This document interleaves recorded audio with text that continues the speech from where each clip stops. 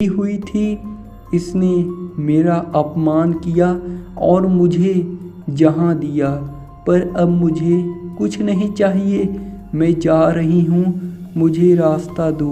हमने पूछा, तुम इसे दोबारा परेशान नहीं करोगी? वो बोली, नहीं, इसने मेरा अपमान किया, जिसकी सज़ा मैंने दे दी। अब मुझे जाने दो।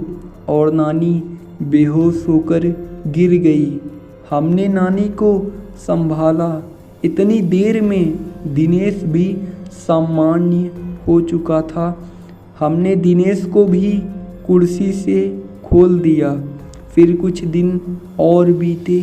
दिनेश को काम के लिए भोपाल जाना पड़ा। दिनेश और ऑफिस के कुछ लोग होटल में रुके।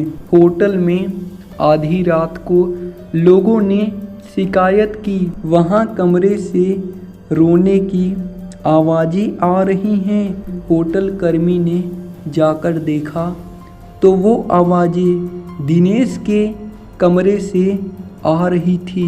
कमरा अंदर से बंद था, तो होटल कर्मी ने दूसरी चाबी से कमरे का दरवाज़ा खोला। सामने दिनेश था, होटल की चादर में पूरा लिपटा हुआ और ज़मीन से 2 फुट ऊपर हवा में उसका शरीर तैर रहा था। उसके मुंह से अजीब अजीब आवाज़ें आ रही थी। इस भयानक नज़ारे को देखकर उन लोगों के दिल दहल गए। कुछ लोग तो भाग खड़े हुए। बाकी लोगों ने दिनेश को पकड़ा तो वो चीख पड़ा और चिल्लाने लगा। लोगों ने पुलिस को फ़ोन कर दिया। शांति भंग के आरोप में पुलिस दिनेश को ले गई। उसके साथियों ने उसे छुड़ाया। उसके बाद दिनेश लगातार यही हाल रहा। किसी ने मॉडल के जंगलों में एक तांत्रिक होने की बात हमें बताई। शायद वो दिनेश को ठीक कर सके। हमने उसे बुलाया।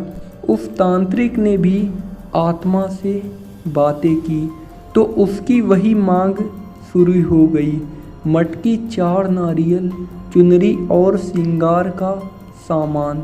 अभी तक याद है मुझे वो किस तरह अपनी मांगें दोहराती थी। इन सब के साथ उसने शराब भी मांगी। रात के समय शराब कहीं भी नहीं मिली। मैं भागा भागा अपने मोहल्ले की उन गलियों में गया जहाँ से मुझे गुजरना भी गंवारा नहीं था, पर भाई की सलामती के लिए भी उन गलियों में गया जहाँ अक्सर लोग नशे में धुंध पड़े रहते थे। शराब की दुर्गंध के कारण दिन में भी उस गली से कोई नहीं गुजरता था। वहाँ जाकर मैंने उन लोगों से शराब मांगी तो उन्होंने कहा, क्या आज तू भी पिएगा? आजा आजा, बैठ यहाँ, आज तू बेटा सारे गम भूल जाएगा। मैं गम भुलाने नहीं आया हूँ। मेरी भाई की तबीयत खराब है, उस पर ऊपरी साया है। तांत्रिक शराब से पूजा करेगा। यह सब जानने के बाद उन्होंने अपनी शराब की बोतल मुझे दे दी, जिसे लेकर मैं लौट गया। इसके बाद शराबियों से मेरी नफ़रत कम हो गई। तांत्रिक ने पूजा शुरू की। रात भर तांत्रिक पूजा करता रहा। दिनेश कभी चीखता, कभी चिल्लाता, कभी दर्द में कराहता, कभी गुस्से में तांत्रिक को गालियाँ देता, कभी मुझे घूरता, कभी तांत्रिक को घूरता। तांत्रिक का उस पर कोई ध्यान नहीं था। वो एक दाना गेहूं का लेता, कुछ मंत्र पढ़ता और उस दाने को दिनेश पर फेंक देता। उस दाने के शरीर पर पड़ते ही दिनेश बुरी तरह तड़पने लगता। उसके मुंह से जानवरों के जैसे गुर्राने की आवाज़ें निकल रही थी। वो जानवरों की तरह हरकत करने लगा था। दिनेश की आवाज़ उसके गले में ही बंध कर रह गई थी। वो क्या बोल रहा था कुछ समझ नहीं आ रहा था। सुबह तक दिनेश ठीक हो गया और बेहोश रहा। शायद इन सब से उसका शरीर थकने लगा था। उसका चेहरा पीला पड़ने लगा था। शरीर सूख कर लकड़ी जैसा हो चला था। फिर भी कहीं ना कहीं मेरा भाई इन बुरी शक्तियों से लड़ रहा था। मुझे यकीन था कुछ दिन और बीतने पर दिवाली को त्योहार आ गया था। धनतेरस का दिन था और मैं टीवी देख रहा था। दिनेश कमरे में आया और बेहोश हो गया। मुझे लगा वापस वही सब शुरू होने वाला है, तो मैंने उसे कुर्सी से बांध दिया। दिनेश थोड़ा होश में आया और उस आधी बेहोशी की हालत में उसने मुझसे कहा, भाई अब मैं नहीं बचूंगा, मैं ख़त्म हो जाऊंगा। ये सुनकर मेरी आंखों से आंसू आ गए। मैं अपने भाई को इस तरह जिंदगी से हारते नहीं देखना चाहता था। दिनेश भी रो रहा था, भाई मैं मर जाऊंगा। मैंने खुद को संभाला और दिनेश को बांध दिया। बाइक ली और एक दोस्त को साथ लेकर मैं उसी तांत्रिक को बुलाने निकला। मांडल के घनघोर जंगल, घुप अंधेरा। मैं तांत्रिक के घर पहुंचा। तांत्रिक भी उस दिन शराब के नशे में था। उसे बाइक पर बीच में बैठाकर ले आए। तांत्रिक का खुद का शरीर बस में नहीं था। गिरता पड़ता वो दिनेश के पास पहुंचा।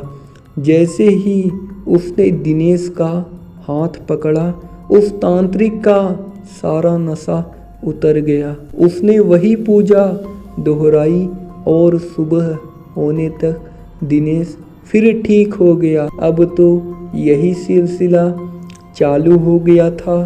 तांत्रिक आता, पूजा करता और सुबह तक चला जाता। मटकी, चार, नारियल, चुनरी और श्रृंगार का सामान हमारी रोज की ज़रूरत बन गई। ये सब चीज़ें अब घर में हर समय मौजूद रहने लगी।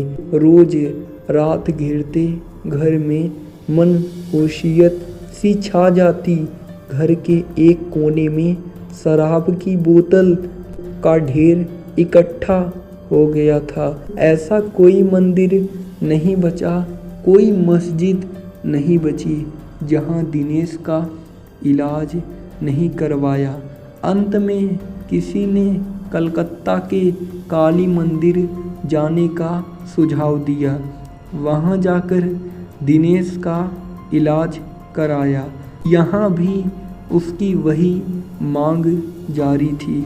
मटकी, चार, नारियल, चुनरी और श्रृंगार के सामान की। वह पुजारी ने साथ साथ कुछ नींबू, लौंग और कफन भी मंगवा लिया। इस बार की पूजा मुझे कुछ विशेष लगी।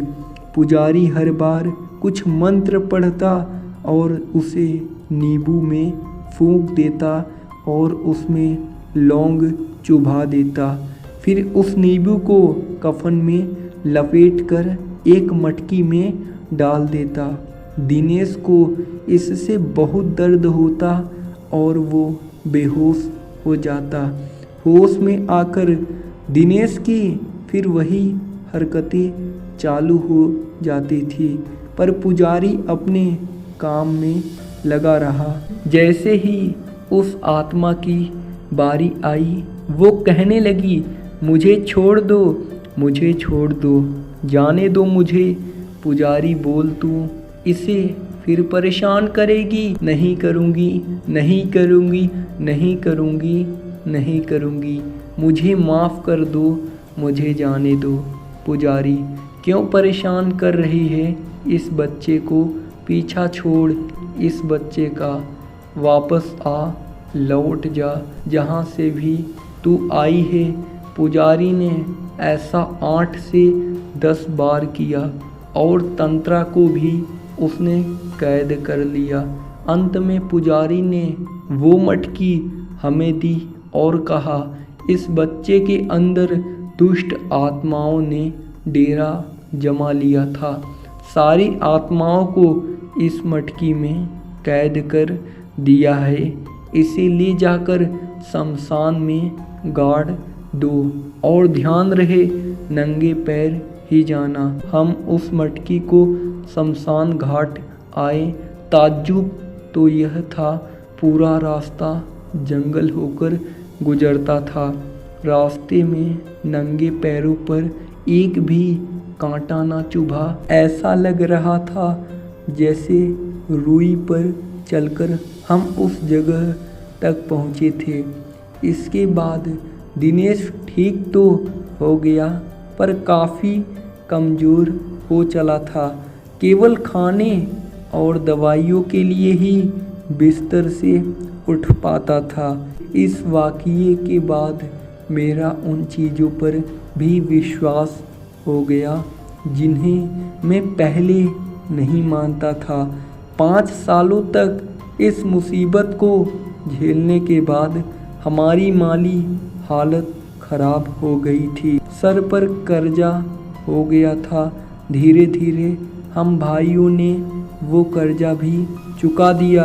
हम कई और दिनों तक दिनेश की देखभाल में रात भर जागते थे। मैं उसके खाने का, समय पर दवाइयों का ध्यान रखता था। रात में उठ कर मैं देखता था दिनेश सो रहा है या नहीं। उसकी चादर ठीक कर देता था ताकि वो आराम से सो सके। आज भी मेरी यही आदत है। बस यही बात थी। ऐसा कहकर मुकेश चुप हो गया। इस कहानी को ध्यान से सुनने के बाद अंत में मैंने मुकेश से कहा, बेशक यह कहानी किसी के लिए बेमिसाल हो या ना हो, लेकिन तुम दोनों भाइयों का आपसी प्यार बेमिसाल है।